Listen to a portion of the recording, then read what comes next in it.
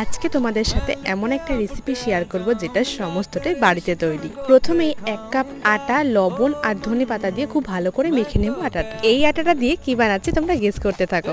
আটাটা 5 মিনিট রেখে দেওয়ার পর একটা কাঁটা চামচে অল্প তেল লাগিয়ে ছোট ছোট লাচি করে এইভাবে টেনে টেনে তৈরি করে ফেলেছি পাস্তা। আজকে বাড়িতে আটা দিয়ে বানিয়েছি পাস্তা। আর একটা কথা, আটাটা কিন্তু এক্ষেত্রে একটু শক্ত করেই মাখতে হবে, আর কাঁটা চামচে কিন্তু অল্প তেল লাগাতে হবে, নাহলে স্লিপ কাটতে পারে। এইবারে জল গরম হয়ে ফুটতে শুরু করলে তার মধ্যে দিয়ে দিতে হবে পাস্তাগুলো। সেদ্ধ হয়ে গেছে, এখন নামিয়ে নিয়েছি। এবার সেই কড়াইতে দিয়ে দিলাম 1 চামচ মাখন, আর তার মধ্যে দিয়ে দিলাম 1 চামচ ময়দা। মাখন আর ময়দাটা কিন্তু বেশিক্ষণ নাড়াচাড়া করা যাবে না, তার মধ্যে দুধ দিয়ে দিতে হবে, আর দুধটা একটু ঘন হয়ে আসলে ওর মধ্যে দিয়ে দিলাম পাস্তা, আর তারপরে দিয়ে দিলাম লবণটা। তো এইভাবেই আজকে বাড়িতে বানিয়ে ফেলেছি চিজি পাস্তা। পাস্তা আর চিজ না থাকলেও এইভাবে আটা আর দুধ ইউজ করে কিন্তু তোমরা চিজি পাস্তা বানাতেই পারো। আজকে ভিডিওটা এই পর্যন্ত। ভালো লাগলে please do like, comment, share and subscribe my channel.